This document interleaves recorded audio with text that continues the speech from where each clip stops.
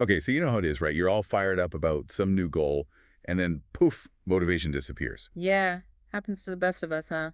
It's like we're chasing this elusive feeling. This deep dive, we're tackling that head on. Oh, good. We've got some seriously interesting stuff from Legacy of Mindset, and it dives right into why relying solely on that feeling of motivation is a recipe for, well, giving up. Right. It's not enough, is it? This isn't just some rah-rah feel-good stuff either. No, no. There's actual neuroscience behind this, research out of Stanford, the whole bit. The big idea is you got to build systems for sustained drive, not just wait around for motivation to strike. Interesting. So we'll unpack why motivation dips and, more importantly, what you can actually do about it. All right, let's do it. So let's start with this. We all love that initial rush of excitement when we start something new, right? Oh, yeah, totally. It's almost addictive, and according to this Legacy of Mindset thing, that's part of the problem. It's like our brains are wired to chase that feeling. Exactly. And our brains, well, they can be sneaky. Mm-hmm. So the source points out a few ways this whole motivation thing can backfire. Okay, I'm all ears. First, there's this thing they call the hype cycle. The hype cycle, huh? Yeah, you set a goal and you're all pumped, dopamine's flowing, you feel unstoppable. I know that feeling. But then what? Well, reality sets in, right? Yeah, and that initial high, it sets you up for a bigger crash if you don't see it coming. Like you're overspending your motivation energy right at the start. It's like those New Year's resolutions, right? Oh, tell me about it. January 1st, you're like, this is my year. Yeah, the gym's packed. Then mid-January rolls around. Crickets. Where'd everyone go? We've all been there. Yep. Okay, then the source talks about goal loopholes. Goal loopholes. Sounds intriguing. This is basically our brain's way of avoiding the hard stuff. Procrastination, right? Procrastination at its finest. It's that I'll start Monday trap. Oh, classic. Your brain wants comfort now, even if it sabotages your goals later. Yeah, that short-term thinking can be a real killer. And lastly, they bring up energy mismatch. Energy mismatch. This is so simple, but we often miss it. What is it? It's trying to do tough stuff when you're already wiped out. Oh, yeah, like trying to write a report after a crazy day. Yeah, right. Recipe for disaster, or at least a major headache. You're setting yourself up for feeling unmotivated and getting nothing done. It's just common sense, really. Right. But the point is, just waiting to feel motivated is a losing game. So what do we do instead? Okay, so Legacy of Mindset offers a solution. Building what they call a 5-point motivation engine.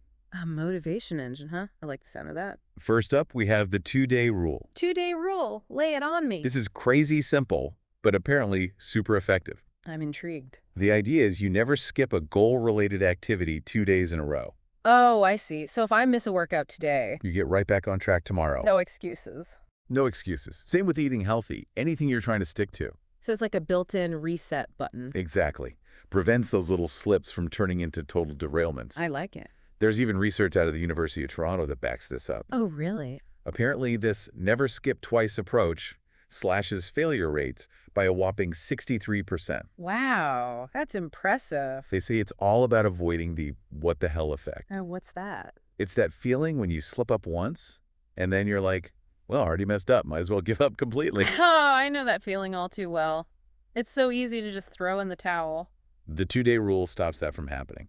It's like a safety net, catching you before you fall too far. It acknowledges you're not perfect, but it keeps you moving forward. So consistency over perfection. That's the key. I think a lot of people could benefit from that mindset shift. It takes the pressure off. It's huge. Okay, the next part of the motivation engine is progress tracking. Progress tracking, yeah, we all set goals, but do we actually track them? That's the thing. And Legacy of Mindset points to some really interesting research from Harvard. Okay, what did they find? Get this. Hmm. Simply seeing your progress is 3 times more motivating than getting rewards. 3 times. Wow. So it's not about the carrot at the end of the stick. Apparently not. It's that internal sense of accomplishment that really drives us. That feeling of moving forward, even if it's just a little bit each day. Exactly. So how do we make that progress visible? Well, the source gives a few practical suggestions. Okay, I'm ready for some action steps. First, they recommend physical trackers. like a good old-fashioned whiteboard or calendar. Yeah, something you can actually touch and interact with. They argue it's more effective than just using an app. There's something about physically marking your progress that makes it feel more real. It's like a tangible reminder of what you've achieved, Second, they suggest doing weekly reviews. taking a step back to see the big picture. Exactly. You look at what you've done, what's working, and what needs tweaking. So it's not just about blindly pushing forward. It's about adjusting your approach as you go. And finally, they propose keeping a micro-wins journal. Micro-wins journal. What's that? It's where you write down 3 small wins each day. Even the little things count. Yeah, absolutely. Uh, Those small victories add up and contribute to that overall feeling of progress. I love that. Sometimes it can feel like you're not getting anywhere, but writing those wins down, it's like a reality check. It shifts your focus from what you haven't done to what you have accomplished. And it reinforces that positive momentum. Exactly. All right, on to the third part of the motivation engine, identity reinforcement. Identity reinforcement. This sounds deep. It is. It's about how we talk to ourselves, the language we use about our goals. So our self-talk really matters. Big time. According to the source, Stanford research found something fascinating. Okay, I'm curious. They say saying I don't is way more effective than saying I can't. Really? That's interesting. Why is that? Because I don't aligns with your identity. Oh, I see. It's like a statement about who you are, not just what you're doing. Exactly. I Oh. can't implies a limitation, like something stopping you. But I don't is a choice. It's empowering. It's like you're saying, this is who I am, and this is what I do. So instead of I'm trying to write a book, you'd say. I'm a writer who writes daily. Oh, I like that.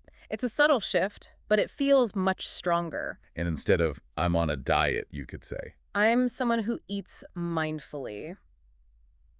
Yeah, it's not about deprivation. It's about making healthy choices. It's about embodying the person you want to become. So it's not just words, it's about changing your mindset. Exactly.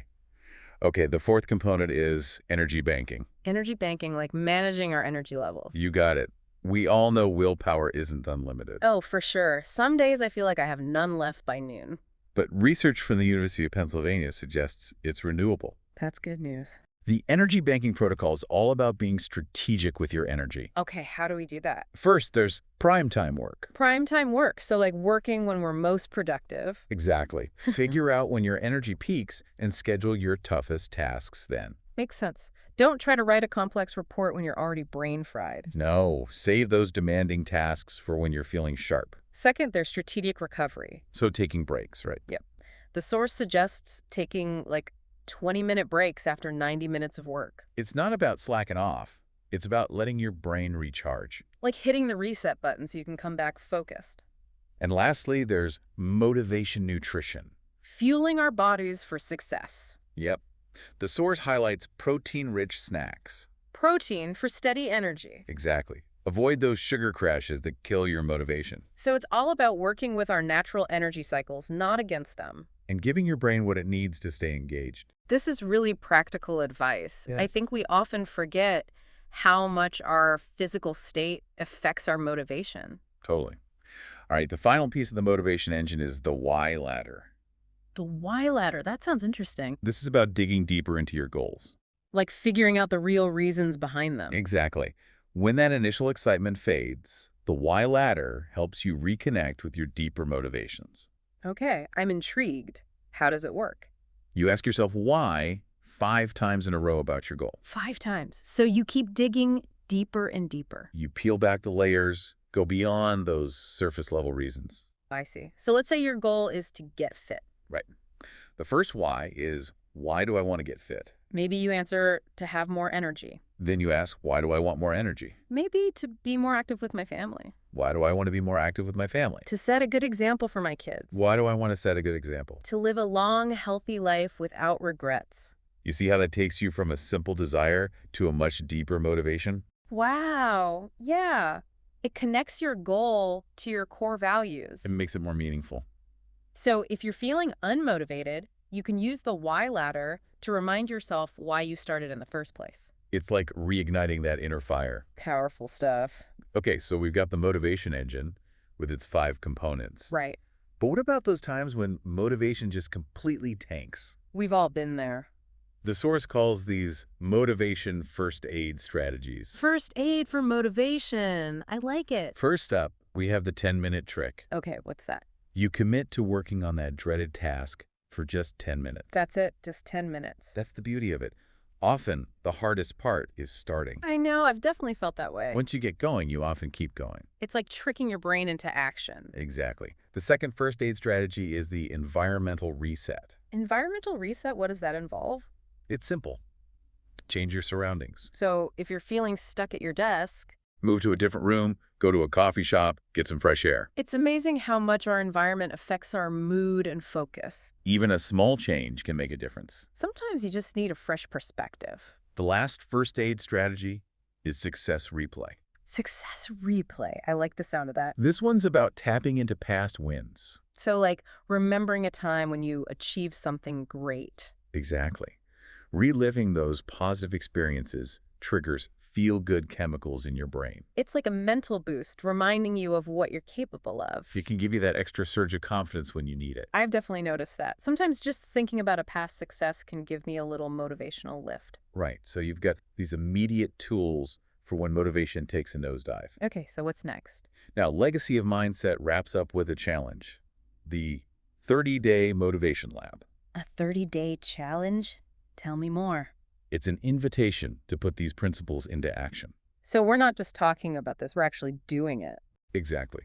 Choose at least 2 strategies from the motivation engine and start using them. Could be the 2-day rule and progress tracking, for example. Yep, those are great starting points. And whenever you feel unmotivated, use the first aid techniques. And each week, spend some time digging deeper with your why ladder. Really connect with those core motivations. It's all about building those sustainable habits, not relying on fleeting feelings. It's like creating a system for success. The source even encourages people to share their #1 motivation hack. Oh, that's a great idea. What works for one person might help someone else too. Exactly. And finally, there's this powerful quote. Discipline is choosing what you want most over what you want now. Ooh, that's a good one. It reframes the whole concept of discipline. It's not about denying yourself. It's about making choices that align with your bigger goals. It's about delayed gratification, making those short-term sacrifices for long-term gain. So as you think about this deep dive, take that quote to heart. Yeah, really let it sink in. What's one thing you're going to try this week? I'm definitely going to experiment with the why ladder. I think that could be really powerful. It's all about taking action, putting these ideas into practice. Thanks for joining us on this deep dive. We'll see you next time.